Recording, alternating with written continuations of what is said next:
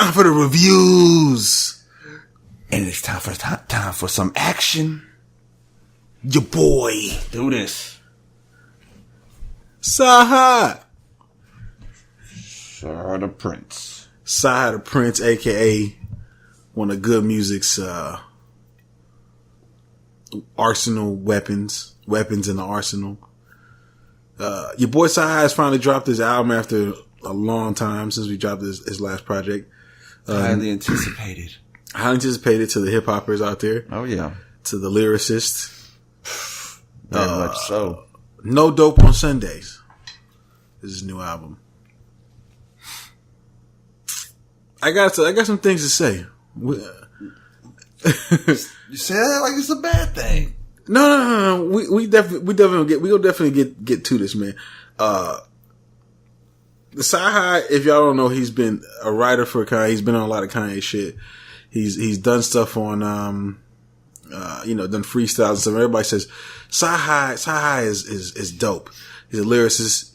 We've said on our podcast that he should be a bigger artist, and we're not really too sure why CyHi isn't as big as he should be. And I want to know what you think of Mr. CyHi The Prynce's album. I think this album solidified how I felt before. Like he needs to be on that level because this shit was full of some dope ass tracks and shit that brought me back. I mean, samples, you know what I'm saying, beats and shit that he used. I mean, he made a pretty good complete album. I like that shit. It was fucking. I mean, he full had bars. He was spitting. He's got bars. Who got bars? He's got bars, and they're like bars on top of bars on top of bars.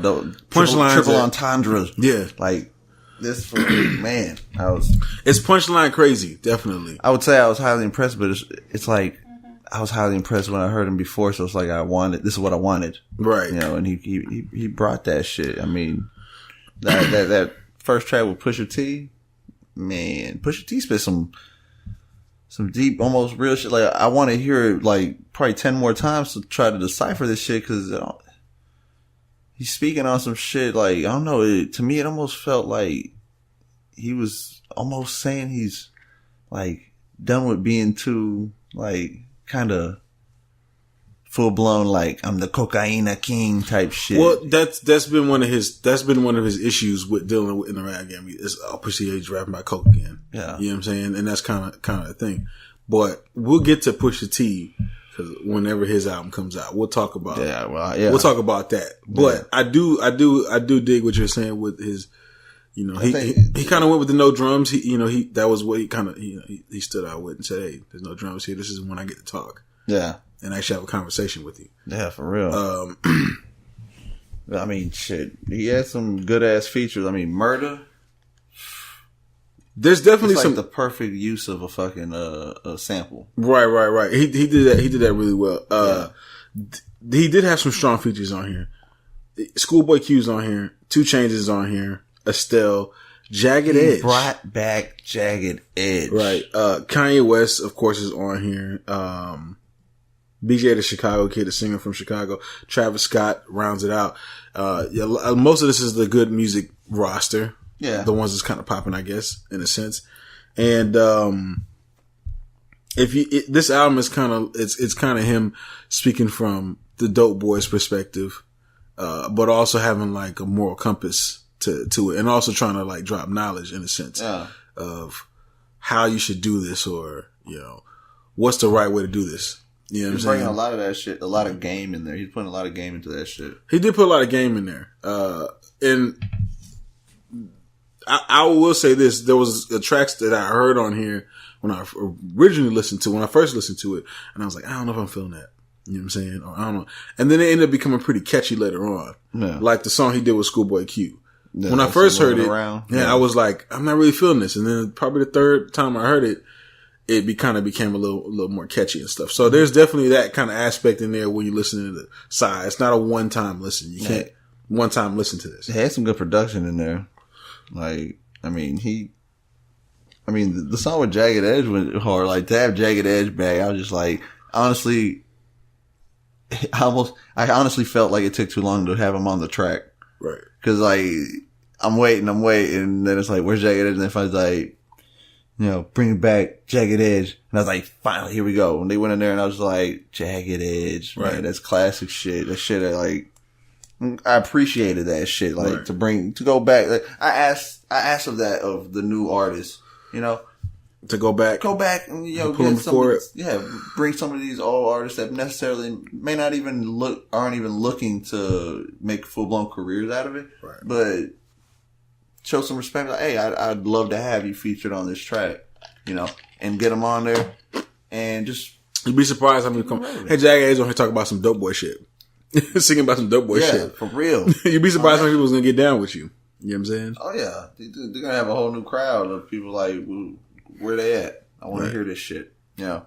But, I mean, this fool was spitting some bars. I mean, every time I'm listening to it, it's like, yeah, there's a lot you have to hear multiple times to really catch it all. Right. I mean, he has that shit. I was definitely disappointed though with 80s Baby.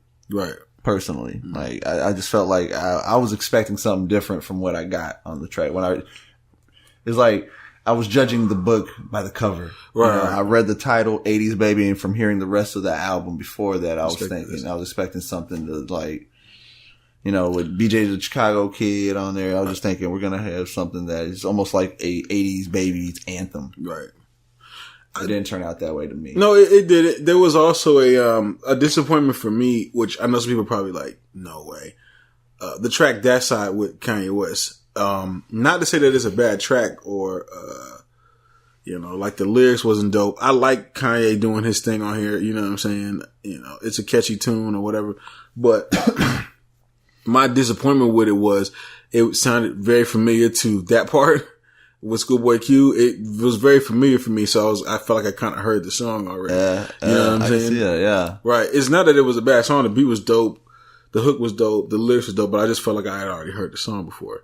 You know what I'm saying? Yeah, it's just with that part. Basically, hearing it, it's almost like, I didn't even think, like, I had like this feeling, like, I know I've heard the track before. Like, you're hearing it and you're like, this sounds familiar. This feels familiar, right? Yeah. You might not even think of it like that. It's that part. You said that, it's like, yeah. That part. And how far is it for that part to that side? Yeah. Like, right. It's very, you know, and to be honest with you, who knows? Maybe CyHi was working on those songs. Maybe he was, I don't know, because I don't know what's going on in good music. I don't know what's going on in the labs. You know what I'm saying? Maybe he was working on that shit with, so he has a song with Schoolboy Q. Right. So maybe he was affiliated with it in a sense. So. Right. Who knows? Maybe he made that song already and maybe he sold it to school. I'm not saying this. We don't hear with the hot takes. Yeah. But CyHi has been known to do some stuff in the background. So who knows what he was doing, what type of zone he was in when those songs are being created. Or probably in the same kind of zone and was just like, all right, well, you take this one, I take that one. I don't know. But that's what kind of felt like to me. You know what I'm saying? Cause my whole thing is, if I had heard That Side first, or let's just say, so we had never heard that part and That Side came out, could it be as big as a song as that part? That part. You know what I'm saying? Yeah. Cause that part was pretty big. That's a good question. I mean, it's a possibility that maybe if that one hadn't came out, this one would have been as big. We'll never know. Yeah, we'll never know because we already got the other one.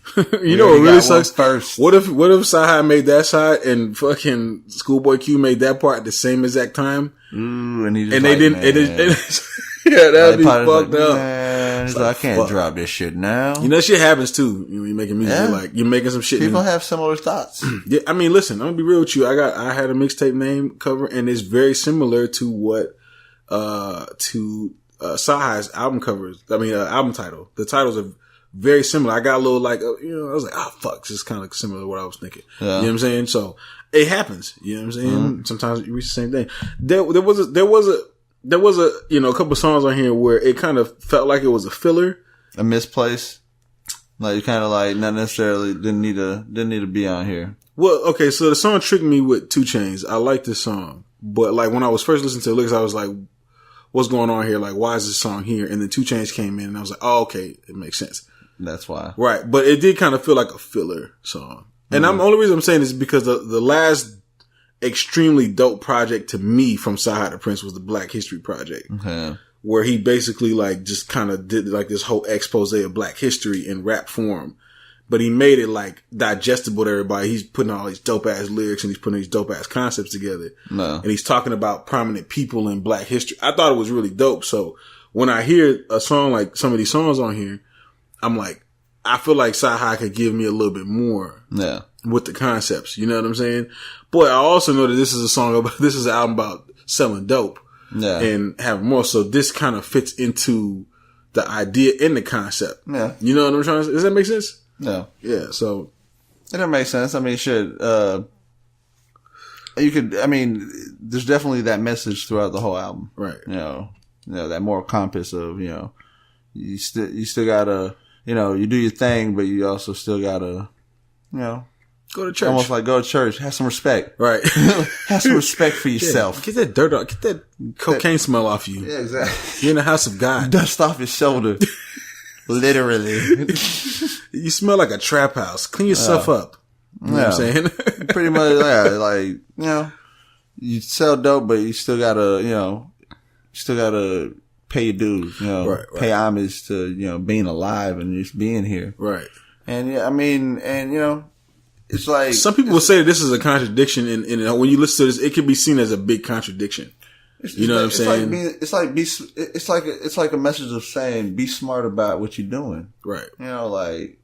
There was that in there, yes. Be smart about what you're doing. You know what I'm saying? But then there's also this like, this is some bullshit. You know what I'm saying?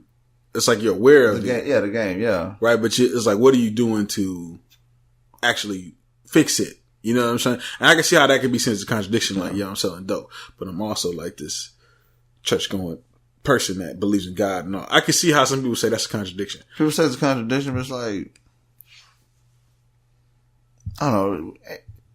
We're not all perfect. Of course. So it's like everybody. That's the point. Everybody has their form of what, where one person sells dope, someone has their vice, or something that they do that is their equivalent in their life of what that person has in selling dope in their life. Right.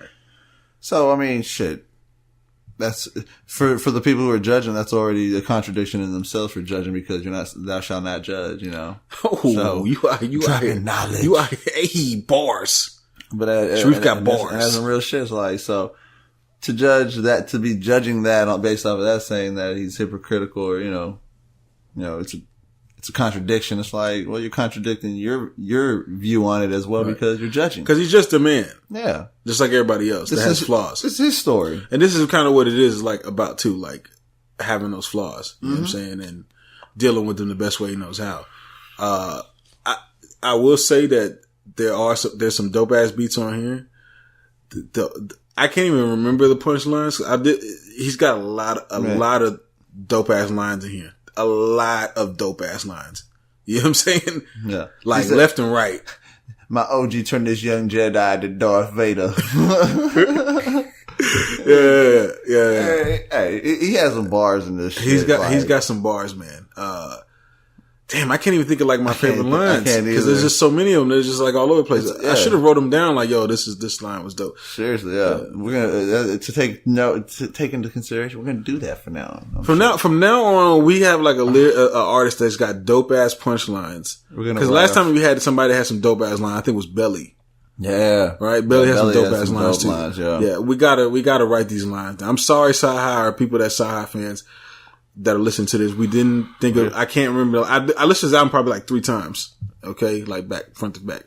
And, I can't remember all the lines, but there's definitely some dope ass lines in here. Okay. If you like the punchline, right? You like to hear like people do some wild shit with their bars and shit. It's all in here. It's all in there. Even when it seems like he's just playing around. And he's not being serious. Like he's still throwing you like a fucking cold ass bar. Yeah, exactly. You know what I'm saying? Or just nice wordplay. You know what I'm saying? He has that talent. Like we said, he does need to be bigger than what he is. Right. What do you give his album on a scale of 1 to 10? On a scale of 1 to 10. I enjoyed it, but there are the flaws. There is some flaws. There are the flaws with it. So, to be honest, I mean, I really liked it. I love his lyricism, like his bars, all that shit. But, I would say not the production was good, but it wasn't always right. Right. There was some production that was like, it's good, but it ain't what it could have been probably for this track. Right. And then also like pretty much like also the dat side, like, it's kind of like almost a repeat of what we've heard. Right. And 80s Baby being a little disappointment to me where, like I can't judge it because it wasn't what I wanted, but at the same time, still the song to me wasn't as hot as it could have been at all. So I ended up giving this 8.5. 8.5. Yeah. I did give it 8.5. Well, I gotta tell you that I gave it 8.5 too. No. There is a couple flaws in here. I like CyHi. I think CyHi is dope. I see where like some of the issues come from when you're talking about marketing a lyrical artist into the mainstream, because he's kind of like from an era where like that's not really like the mainstream thing anymore. It's like people spitting bars and shit. So I can see how like like he's a little out of place. Yeah. He is. It sucks, man. Because I really wish that like it was more appreciated. I really wish that it was more appreciated. You know what I'm saying? Because he would literally stand out at like top 5, top 10. You know what I'm saying? He'd be up there. Yeah, he's supposed to be up there. He's supposed to be up there, and he would be up there because he got that. But it's wild because J. Cole and Kendrick don't even really rap like that. Yeah, you know what I'm saying? They don't rap like that, but they get all this. They get all the glory. They get all the glory, yeah. You know what I'm saying? I don't know. And someone like CyHi The Prynce who does have that in him, he just not getting what he should be owed. Right. Like, I mean, he has the talent, he has the skill, he has the stories, he has the wordplay. The wordplay, the bars. Lyricism. I mean, he's an artist. Yeah. Straight up a hip hop artist. He knows his words. And he has his appreciation for he has his respect for his elders. Right. Because he has a lot of that in this as well. Where it's like paying homage to something old school, like whether it be or, something not necessarily really old, but something from early 2000s and shit like that, where, whether it just be the sample like Murder, where it's keeping that beat kind of alive. A lot of people have used that. Yeah. And he just put his twist on it, and he fucking, to me, that was my favorite track. Right. I would say, that was your favorite track? Yeah. Just the way he put it together. I don't know what my favorite track is on here. The way he put it with the sample. I mean, he just did it. He did it right. Right. He did it. That was a perfect way to use that beat. Yeah. It was kind of like the old school. He did. He said when Ja Rule was screaming, murder. Yeah. It was old school. That was dope. I really enjoyed that track a lot. And the Pusha T one, it was like a toss up with those two, because that shit was some real shit, like deep. That was like the title track, No Dope on Sundays. If y'all haven't, y'all should definitely listen to this. Pick out some of the bars. Let us know what you think in the comments on YouTube. And, analyze that shit. Definitely analyze it. I give it 8.5 too. Yeah, it's worth listening. Right. Multiple times. Definitely. You need to listen multiple times. Right. Shouts out to CyHi. Shout it out.